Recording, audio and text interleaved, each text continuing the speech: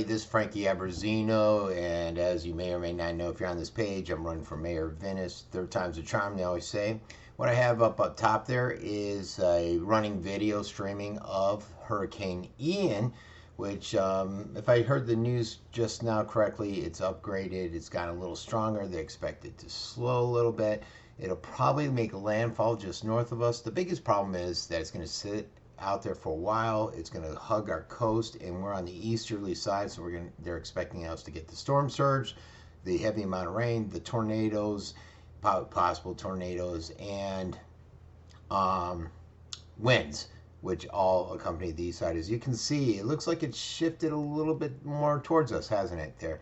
Luckily, my wife was able to get a flight in after her flight for tomorrow morning was canceled, so they moved her to a flight this morning, which I'm picking her up. If you notice, I can't. It's basically suspended campaigning from yesterday through Friday. I had an event at a firehouse with Venice Unites where I was going to stop by. I had some meeting with different groups, and all those been canceled. So I'm probably going to go to the library on Saturday. I thought I'd put out a message since many of you are going to be sitting at home, like I will be over the next 2 days. Well, actually, today, no. Today I'll be out surfing and stuff, but Wednesday and Thursday, most of us will be hunkered down until Thursday afternoon when this thing passes by. If you haven't been in a hurricane, don't get too stressed out. Don't get freaked out. I've been through many since I've lived here in 1982. Just make sure you have plenty of candles, something to light them with, flashlights with fresh batteries, lots of water. And then in case the electric goes out, I got propane for my grill, so I can cook on there. Those are the essentials. I don't know. I've never been down the house where I've put wood up above for my windows and that. It's never impacted me, but if you haven't, great, go ahead and do it. I know some of my neighbors have here in Pine Brook. Also, I thought, well, let me talk a little bit about my position so that you're sitting at home. You can maybe share this video and try to get the word out. The biggest difference between Nick and myself, well, there's a couple differences. Just on experience, I've been watching these council meetings bi-weekly for the last 12, 13 years running the scoop. I've been reporting on them. That's why when you notice the other day we had our first forum, I was up there without notes. And that's because I can talk about each issue that's out there without having to reflect on notes. I'm not new to the process. I know everything that's out there. During that forum, and I'll touch on a few issues where my opponent said some stuff, and I'm not sure of the accuracy of that. On one being homeless. Somebody asked about homeless, and I said, look, I've been homeless when I was 16, got kicked out of the house. I feel for them, and I discussed the family promise option with the cabins, Habitat for Humanity. There are different options out there. The county tries to do things. City of Sarasota, they do things for veterans. So, the two council members mentioned they talked to the chief, and there's really no option. And then Nick said, well, there is one, there's this. And basically, the outreach program the Venice police have had, I've heard, is not the greatest. It's there, but it's not a great work of art. It's not something to talk about, and that's why perhaps the chief said there was nothing. And Nick tried to make it seem as though, oh, there is, these guys are all wrong. Well, my two opponents, I didn't even bring it up because I've heard the program isn't the greatest. So there you have it on that. Something else he mentioned, which was surprising. He was talking. He said he's been back for 10 years. He hasn't. He's been back for 3 years. Just before he came back from Orlando, after he came back, that's when he decided to run, and that's when he decided to start watching council meetings and become a council member. And then he, as we all know, he took off for 2 years doing some Zoom, not all Zoom meetings.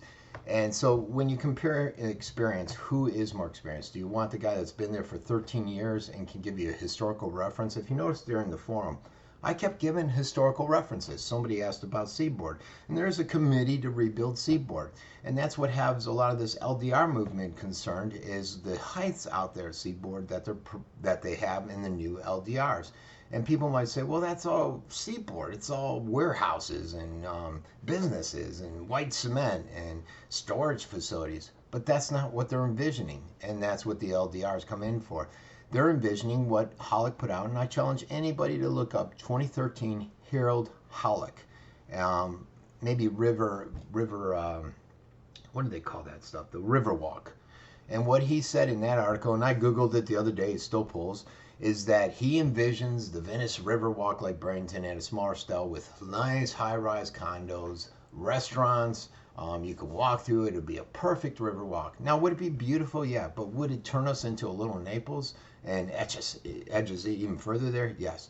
And so you got to look at that when you're looking at these LDRs, and what Venice United is saying is you got to look at what they're proposing and what they're talking about. And a lot of the people, Hollick, these planning commission guys like this Bill Wilson guy, this Kit McKean individual, they all envision making that into the Riverwalk of Venice. And that's where a concern comes in. I'm not for that. I actually, you may not know this, and that's where that historical train of thought that I have over 13 years of covering it is different than where Nick's perspective is coming in. I know everything that's been going on there, and I have a memory that can reflect back on all these issues. I actually used to live above Ted's printing in Seaboard. When I was kicked out of the house, I went and I lived there above his house. I used to go down to the warehouses where No Fraud was playing, so I know this area well. And again, the ability to look at things historically and actions that have been taken from the council gives you a better understanding of where they're going in the future. Controlling the development. I am never for changing zoning, and I use this as a prime example. Now, keep in mind, this is the county that I'm referencing. It's not the city, so I don't want people to think, oh no, Frank doesn't know what he's talking about. So, what happens is the county had the Venice Hospital. They were going to move out on Venice Avenue, and it's just outside the city limits. Surrounded by that were residents. The Venice Hospital went to the county and said, we want to change the zoning from residential to commercial so we can build our hospital with the helos. It upset all the residents. It decreased their property values. They were all upset. I covered it in great detail long before Nick was here. And lo and behold, they decided not to. One of the issues I was covering back then was the financial stability or the financial status of the parent company that owned Venice Hospital. It was horrible. It was owned by a hedge fund. A bunch of Chinese were involved, blah, blah, blah. Well, anyways, the zoning went through and changed it. And that was not fair to everyone that bought their homes all around there thinking that area was going to be residential. That's what I'm concerned with. I do not like doing that. Now, if you're out in Seaboard and nobody's around there and they want to change it to residential, well, that's a different story. The other thing is, Nick said, when I said I'm against this zone changing from open to commercial or from changing the density, because over in the Knights Trail neighborhood there, Laurel neighborhood, where they want to change the density to make it so that you can put twice as many houses, his excuse was, well, it's coming over from the county and we're merging it in. So what? Every time you merge in a property or land from the county, you think it's okay to double the density, or not the density, but double the living dwellings in there? And that doesn't make sense. What you want to do with these properties that you're merging in is bring them into our comp plan, and as long as they're adhering to our comp plan that's out there, then bring them in along those guidelines. It doesn't mean automatically double the dwelling size in there. And they use that excuse. Nick, you tried using that at the forum. The other thing they do is they try to use the excuse of the Burt-Harris Act. It was funny. Bill Wilson, who's a planning guy, got on there and said, "What's the Burt-Harris Act?" He was trying to trip up myself and the two new guys. He wanted to start with the new guys. And nobody would answer, so I shouted out. I said, it's a property rights bill. It favors developers. Developers love it. Basically, they use that to handcuff the cities, the counties, and these developmental issues. So a lot of times, you'll sit there and if I get elected, I'll be sitting there and you might say, Frank, why aren't you doing something? Well, it's the Burt-Harris, and they restrict you, and you basically have to approve it. And if you don't approve certain changes, the developer will come in with a lawsuit. And I believe the city of Venice lost $1 million lawsuit due to the Burt-Harris Act. And you'll utilize that, sued us, and got $1 million.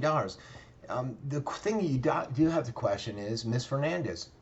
She's the one that gave us a legal opinion and said, you're fine on that issue, and we lost. She said we are fine with this permitting issue that Neil is suing us for over $1 million now. And guess what? It looks like she was wrong because the planning and development and zoning in Venice, the department, changed the permitting process because Neil brought up an issue. They said, oh boy, yeah, it is off. And they corrected it. And now Neil's suing us for over $1 million. And many people will tell you we're probably going to lose that. That's two legal opinions that we paid this attorney. And trust me, we are paying Ms. Fernandez and her firm a ton of money. Yet she's given us two legal opinions that have cost us a ton of money. She needs to be more accurate. All right, and if she can't be, then we need a new attorney. I'm not sure why the council members have not brought up issue with that. Just it amazes me. They just sit there and say, okay. Laurel Road build out. It was funny. Someone sent me an article in the neighborhood, and it was actually my article that it was a posting. It wasn't really an article that I put. And basically letting people know, this new park in North Venice. North Venice has been promised a park for years. Goes back years. Again, my historical reference. Nick probably won't recall any of that. It was part of the Ajax property. I remember people sending me the documents and everything. They're basically Hollick's promised them, yeah, we'll make this into a park area or a portion of it. He never did, and never came to fruition. And so the city of Venice just recently this year purchased property. And the property we purchased was from this Border Investment Group. I forget the full name. And so I said, let me see who owns that. And I went and I pulled the records, and it's owned by Neil's son, John Neil, and Frank Casado, who's another major developer here in Venice. And within 2 years, they bought the property, I think, and this is just going off memory. You can check it online. I have it. They bought it for something like $300,000. And guess what? They sold it to the city 2 years later for $1.5 million. How about that? And many people didn't know that was happening. Another nil out there in North Venice, those folks out there, is the expansion of Laurel Road. Everybody wants it. You got all these new developments, the infrastructure, they don't plan it out like they should. The nil will come in and say, oh, my traffic advisors say that we're paying, say that it's not going to increase traffic that much and we're good with the roads. And what they don't take is everything in totality. You see this all the time. I remember over by the Jacaranda roundabout, they're adding the hospital, the dealership, those homes that were constructed there. But what they did is they just will take one segment and they'll say, oh, this is not impacting the traffic at all. According to our consultants, this is what they're seeing. But what they don't do is look at it in totality when everything that was being developed in that area at the same time. But interesting about that is Hollick, and again, historical reference that Nick lacks, is Hollick went up there and said, wait, Neil, you promised us this land for free. And I did a FOIA request and I got the actual document and I posted it. And basically Neil said, yeah, we'll give you this land when we decide to expand to 4 lanes. But it was a little gray. And the gray area was, would he give it for free or would he give it for a cost? And Hollick thought it was free. He threw a temper tantrum, which he generally does a lot. And it came out basically that Neil would end up selling it, him and 2 other landowners. And Neil, being the lovely person he is, he said, well, I'll sell you mine, but these 2 other landowners, they got to sell theirs. And if they don't, then we should do eminent domain. What kind of developer, this developer's out there pushing that the government take these 2 individuals' property if they don't sell it to us? Thanks, Neil. Nice guy. So anyways, end up selling, I think it was, and don't quote me again, I think it was $2.5 million, somewhere in that arena, so that we could expand the road. What Neil does and what he publicizes is that Neil gave us money towards that, and he's working a partnership with the county and the city of Venice. Now, did he really give us money? I don't know. I forget the exact amount of money they gave us, but he made a lot of money selling us that strip of land so that we could expand. And so he really is not giving us money. What he's doing is a corporate welfare. The city of Venice bought the land so that we could expand it, and he's giving us some of that. And in the press, it's saying Neil gives the road and works this community deal with the, with the governments of Sarasota County and the city of Venice. And he looks like he's a great guy. That's not really how it went down, folks. Again, historical perspective. We got coming up Pine Brook Road. That's going to need to be expanded to 4 lanes, especially with the hospital now being the only hospital. I know it's going to upset a lot of the folks out in my area. And they are working on that roundabout area of Venice Avenue, Pine Brook. That's going to come first. I believe the money's already in play and stuff. And there was a bunch of hula about that a couple years ago. Venice Hospital closing. What's going to happen there? I've heard about Farley's group and stuff since he sold his thing, and they want to come in and repurpose it. I don't know if they're going to have that much money, to be honest. Sarasota Memorial tried to get it on 3 separate attempts. They said, let us lease it, run emergency out of there. That failed.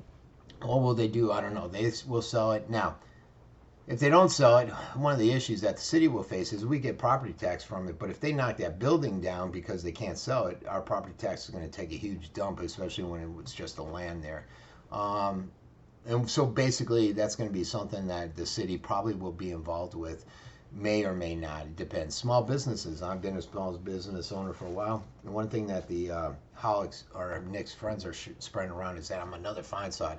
The big difference is I went to college, Feinsod didn't. I started my businesses and grew them and made them successful. He took over his dad's business.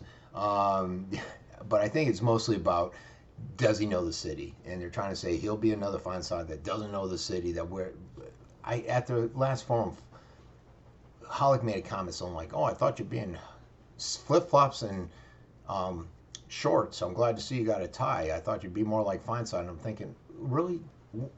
What world are you living in, Hollick? So I know who's spreading all that now. And so you know where I stand on a lot of this stuff. What small business, I'm going to advocate for them because I am a small business. I also worked in corporate America, GT. I was an executive regional sales manager, so I understand that perspective. I got my military. I understand the perspective of working within government, how slow things work, and also the perspective of following it for 13 years. The millage rate, I've been hammering this. The city of Venice was 0.9 to 1% higher than the city of Sarasota, Northport, and the county.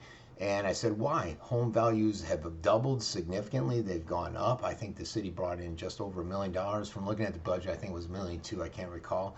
And it's going to be even more next year. So the question is, why hasn't the city of Venice, that's 0.9 to 1% higher in the millage rate, lowered their rate? Why haven't they been a better partner with the residents? And you'll notice, I've been harping this for a while now, but if you notice, just last week, city of Sarasota lowered theirs, I think by 0.1 or something like that, 0.113, because they realize the home values have doubled and they're getting a ton of money and it's fair to the residents to lower it. So why hasn't the city of Venice, why hasn't somebody like Nick brought this up?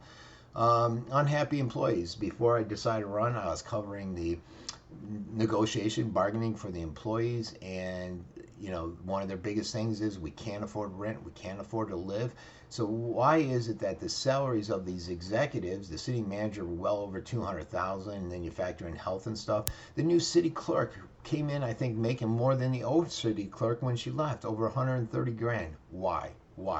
If you run the national salary range, and I wrote an article about this a few years ago, again, historical perspective, and I covered how these guys were all overly paid big time. So why are we paying them so much and screwing the employees at the ground level, where they can't even make a livable wage to keep up with the standard of living?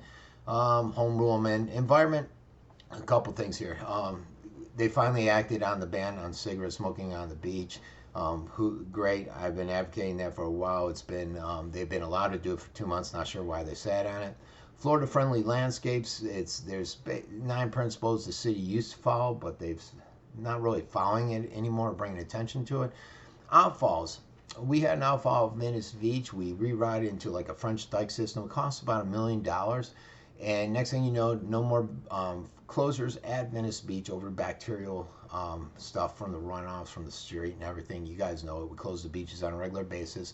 So the question is, why aren't we doing this with the others?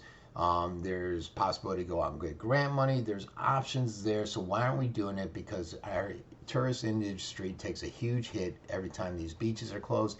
And I tell you what, they're dirty enough now. I've mentioned before, I've gotten 2 cuts surfing, and it's cost me about $10,000 each because I was in the Gulf and it got infected. And this is normal operating day where there's no bacterial infections out there. The water is not the cleanest water. You go to many doctors and they'll tell you, if you get a cut, do not go in that Gulf. Unfortunately, that's the way it is here. So why aren't we taking more steps to make our water better?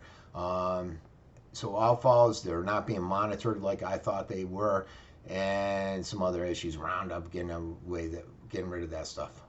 Permitting process as a licensed Florida realtor, I've noticed some issues with the permitting process, and actually someone that's getting ready to remodel my house too. There's issues out there, and I'd like to see. I'd like to delve into that more and see what's going on, what the processes are, and what the issues are. Airport, somebody asked you, support the airport. Yes, it's not going away. I support it's one of the major revenue earners here. The hotel's been all approved. Mike Miller's hotel, he's going to build it there, the restaurant. So that's all been done. There's no more stopping it.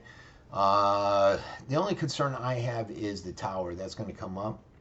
And I read an article in the Herald, and it said basically that tower will basically force pilots to use the runways they're supposed to.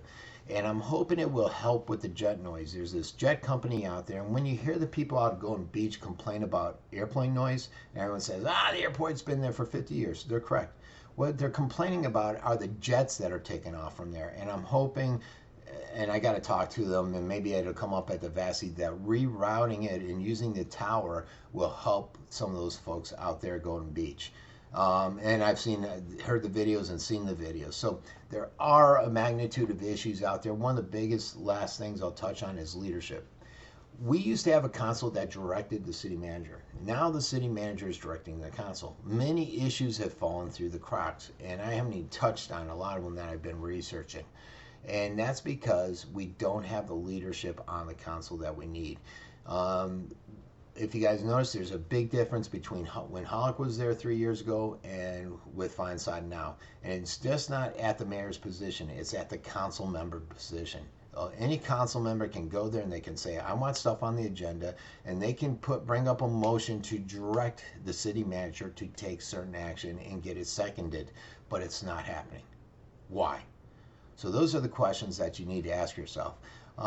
So share this video. For the next 2 days, a lot of people will be at home. Mail-in ballots go out, I think, at the end of this week or early next week, and a lot of people vote there. So I'm hoping that this video will get out there and people will see there is a difference. They will see that I'm not just some guy that doesn't know what he's talking about, and because many of them can't make forums or the forums aren't going on. So please share this video with as many people as you can and talk about me as much as you can.